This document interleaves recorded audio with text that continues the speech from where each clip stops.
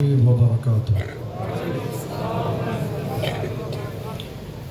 الحمد لله رب العالمين والصلاة والسلام على سيد الأنبياء والمرسلين وعلى آله وأصحابه أجمعين. أما بعد فأعوذ بالله من الشيطان الرجيم. بسم الله الرحمن الرحيم. قال الله تبارك وتعالى في القرآن العظيم: إذا جاء أجلهم لا يستأخرون ساعة ولا يستقدمون. صدق الله العظيم وصدق رسوله النبي الأمين المتين المبين الكريم، ونحن على ذلك لمن الشاهدين والشاكرين والذاكرين والحمد لله رب العالمين. آئیے ہم اور آپ نہایت عقیدت اور احترام کے ساتھ اپنے اور ساری کائنات کے آقا و مولا اللہ کے محبوب حضرت محمد مصطفیٰ صلی اللہ علیہ وسلم کی بارگاہ مقدسہ میں درود کا نذرانہ پیش کریں اور پڑھیں بآواز بلند: اللہم صلی علی سیدنا و مولانا محمد معدن الجود والکرم وآلہ وبارک وسلم. صلاۃ و سلام علیک یا رسول اللہ، صلاۃ و سلام علیک یا حبیب اللہ صلی اللہ تعالی علیہ وسلم. اللہ کا لاکھ لاکھ شکر اور اس کا احسان عظیم کہ اس نے ہمیں اور آپ سب کو آج کی اس عظیم الشان محفل میں حاضر ہونے کا موقع عطا فرمایا. اللہ کی بارگاہ میں دعا ہے پروردگار عالم ہماری اس محفل کو اپنی بارگاہ میں قبول فرمائے. قابل مبارکباد ہیں خطیب اہل سنت ناشر مسلک اعلیٰ حضرت علامہ مولانا قاری یونس رضا صاحب قبلہ دامت برکاتہم العالیہ اور ان کے شہزادے مخدوم گرامی فاضل علوم اسلامیہ حضرت علامہ مولانا عرفان محمود اظہری صاحب قبلہ اور دیگر تمام احباب جنہوں نے اس محفل کو سجانے اور بنانے کے لیے کوششیں محنتیں کی. اللہ ان کی کوششوں کو اپنی بارگاہ میں قبول فرمائے. آپ سب سننے کے لیے تیار بیٹھے ہوئے. ہمارے جو احباب سائڈ میں بیٹھے ہوئے ہیں اگر وہ میرے سامنے آ جائیں تو شاید مجھے بیان کرنے میں کچھ اور زیادہ لطف آئے اور آپ کو بھی سامنے بیٹھ کر سننے میں کچھ زیادہ لطف آئے. جو دائیں بائیں بیٹھے ہوئے ہیں اگر وہ بالکل میرے سامنے، چونکہ ہلکی سی سردی بھی ہے تو اگر بہت قریب بھی بیٹھیں گے تو مجھے لگتا ہے کوئی پریشانی نہیں ہوگی، لیکن سامنے بیٹھ کر سننے اور سنانے کا ذوق اور مزہ ہی کچھ اور ہوتا ہے. تو ہمارے دائیں بائیں دونوں طرف ہمارے جو بڑے بھائی بیٹھے ہوئے ہیں، بڑی محبت کے ساتھ گزارش کروں گا اگر وہ مناسب سمجھیں تو ذرا سا میرے سامنے پنڈال میں بیچ میں تشریف لائیں تاکہ پھر بہت ہی محبت کے ساتھ اور پوری کیفیت کے ساتھ کچھ بیان بھی کیا جائے، سنا بھی جائے اور اس نیت کے ساتھ تاکہ ہم اس پر عمل کریں. اس کی تھوڑی سی آواز پہنچے.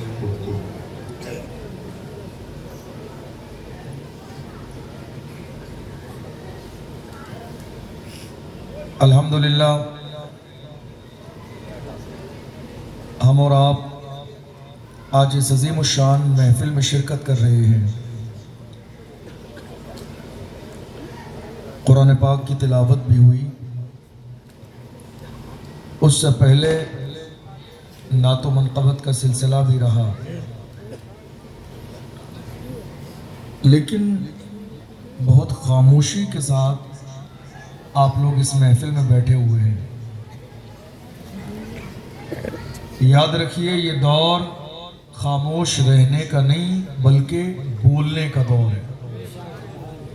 یہ دور خاموش رہنے کا نہیں بولنے کا دور ہے. دنیا تو یہ چاہتی ہی ہے آج کے زمانے میں کہ کلمہ پڑھنے والوں کی زبانیں بند کر دی جائیں. دنیا یہ تو چاہتی ہے آج کے زمانے میں کہ کلمہ پڑھنے والے گونگے اور بہرے ہو جائیں. دنیا تو یہ چاہتی ہے آج کے زمانے میں کہ کلمہ پڑھنے والوں کی زبان پر پہرے بٹھا دیے جائیں. دنیا تو یہ چاہتی ہی ہے آج کے زمانے میں کہ ہم بالکل گونگے بہروں کی طرح زندگی گزاریں، حتیٰ کہ ہمارے نبی کی شان میں بھی گستاخی ہو اور ہماری زبان سے ایک جملہ نہ نکلے۔ میں کہتا ہوں اے کلمہ پڑھنے والوں، یاد رکھو یہ خاموش مزاجی تمہیں جینے نہیں دے گی، اس دور میں جینا ہے تو کوہرام مچا دو۔ یہ خاموش مزاجی تمہیں جینے نہیں دے گی، اس دور میں جینا ہے تو کوہرام مچا دو۔ جب تک کلمہ پڑھنے والے بولتے تھے، جب تک کلمہ پڑھنے والے میدان میں آتے تھے، جب تک کلمہ پڑھنے والے اپنے حقوق کا مطالبہ کرتے تھے، جب تک کلمہ پڑھنے والے حضور کی عزت اور حضور کی ناموس کے پہرے دار تھے، حالات یہ نہیں تھے جو حالات آج کے زمانے میں ہو گئے۔ جب سے کلمہ پڑھنے والے ہماری قوم کے لوگ بزدل ہو گئے، جب سے ہماری قوم کے لوگ کلمہ پڑھنے والے ڈرنے لگے، جب سے انہیں موت کا خوف طاری ہو گیا ان کے جسموں پر، اس وقت سے حالات بدل گئے ہیں۔ آج پوری امت مسلمہ کو ضرورت ہے اس بات کی کہ وہ اپنے دل سے موت کے خوف کو نکال دیں اور پوری دنیا کی آنکھوں میں آنکھیں ڈال کے کہیں میری خاموشیوں سے تم کبھی دھوکہ نہ کھا جانا، محبت کی فضا میں بولنا ہم کو بھی آتا ہے، عزیزوں ہو چکے مایوس ہم دیوار زندہ سے، قفس کی تیلیوں کو توڑنا ہم کو بھی آتا۔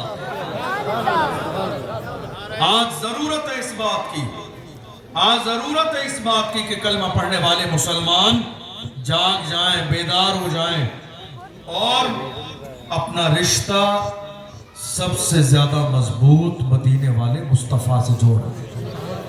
ڈاکٹر اقبال نے ہمیں یہی فکر دی کہ محمد سے وفاتوں نے تو ہم تیرے ہیں، یہ جہاں چیز ہے کیا لوح و قلم تیرے ہیں، قوت عشق سے ہر پست کو بالا کر دے، دہر میں اس میں محمد سے اجالا کر دے، محمد کی محبت دین حق کی شرط اول ہے، اسی میں ہو اگر خامی تو سب کچھ نامکمل۔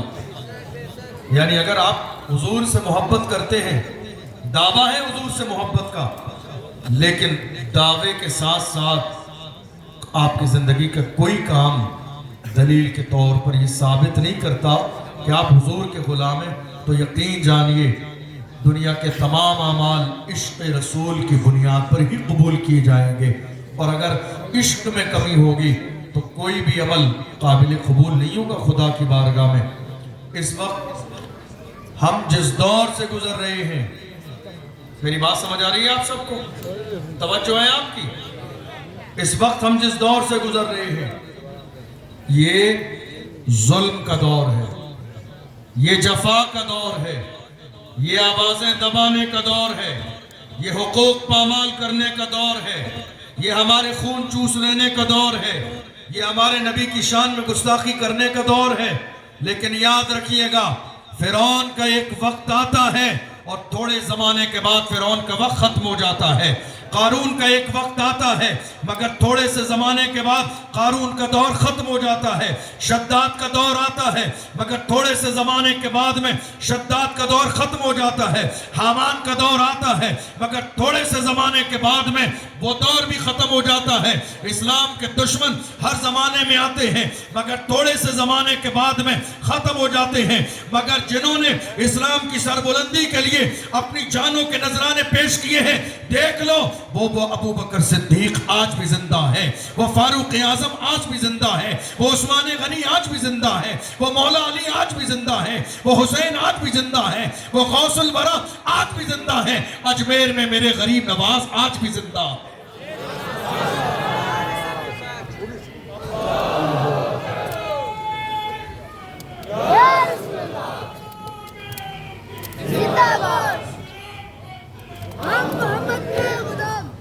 حضور کے نام پر آج ہم اور آپ اس بات کے دعوے دار ہیں، ہم حضور کے غلام ہیں۔ میری قوم کے جوان لبیک یا رسول اللہ کا نعرہ دل کھول کے لگاتے ہیں، حضور کے غلام ہیں۔ اگر کلمہ پڑھنے والے موجودہ دور کے لوگ صحیح معنی میں حضور کے غلام ہوتے تو ان بھونکنے والے کتوں میں اتنی ہمت نہ تھی جو میرے نبی کی شان میں گستاخی کر سکے۔ اگر صحیح معنی میں ہم کلمہ پڑھنے والے سچے حضور کے غلام ہو جاتے تو رامگیری جیسے لوگوں میں اتنی جرت اور ہمت نہیں تھی کہ میرے نبی کی شان میں گستاخی کر دے۔ دراصل بات یہ ہے، ہم لبیک کا نعرہ بھی لگا رہے ہیں اور شراب کی بوتل بھی ہمارے ہاتھ میں ہے، لبیک کا نعرہ بھی لگا رہے ہیں اور حضور سے وفاداری نہیں کر رہے ہیں، لبیک کا نعرہ بھی لگا رہے ہیں، شراب کے ٹھیکے پر بیٹھے ہوئے ہیں، لبیک کا نعرہ بھی لگا رہے ہیں، تاش کے پتے ہمارے ہاتھوں میں ہیں، لبیک کا نعرہ بھی لگا رہے ہیں، زنا کے دروازے پر ہیں۔ میں کہتا ہوں اے میری قوم کے جوانوں، آؤ عہد کرو، یا رسول اللہ جیئیں گے تو آپ کی محبت میں، مریں گے تو آپ کی محبت میں، یا رسول اللہ ہم دنیا کے جس خطے میں رہیں گے پوری دنیا کے سامنے آپ کی عزت پہ پہرے دیں گے اور ببانگ دوحل وہی بولی بولیں گے جو بولی ہمیں امام اہل سنت نے بریلی شریف سے سکھائی تھی۔ وہ کون سی بولی تھی؟ سب سے اولا وہ آلہ ہمارا نبی، سب سے بالا وہ بالا ہمارا نبی، اپنے مولا کا پیارا ہمارا نبی، دونوں عالم کا دولہا ہمارا نبی، جس کے تلووں کا دھوون ہے آب حیات ہے وہ جانے مسیحا ہمارا نبی، سارے اونچوں میں اونچا سمجھئے جسے ہے اس اونچے سے اونچا ہمارا نبی، سارے اچھوں میں اچھا سمجھئے جسے ہے اس اچھے سے اچھا ہمارا نبی، غمزدوں کو رضا مستدیجے کے ہے بے کسوں کا سہارا ہمارا نبی۔ نعرہ تکبیر، نعرہ رسالت، مسلک اعلی حضرت۔ حضور سے محبت موجودہ دور میں آپ جانتے ہیں کام کرنے کا مزہ تو اسی وقت ہوتا ہے نا جب دنیا گرانے میں لگی ہو۔ کام کرنے کا لطف ہی تب آتا ہے جب دنیا گرانے میں لگی ہو۔ آج ہمارے ملک ہندوستان کے کونے میں چند کتے بھونکنے لگے ہیں میرے نبی کی عزت پر، اس لیے حضور کا اتنا ذکر کرو، اتنا ذکر کرو، اتنا ذکر کرو کہ یہ خود ہی کونے میں بھونکتے بھونکتے خود ہی مر جائیں اور ان کا ذکر کہیں نہ رہے۔ یاد رکھیے گا میرا امام کہتا ہے رہے گا یوں ہی ان کا چرچا رہے گا، رہے گا یوں ہی ان کا چرچا رہے گا، پڑے خاک ہو جائیں جل جانے والے حشر تک ڈالیں گے ہم پیدائش مولا کی دھوپ، مثل فارس نجد کے قلعے گراتے جائیں گے، خاک ہو جائیں عدو جل کر مگر ہم تو رضا، دم میں جب تک دم ہے ذکر ان کا سنا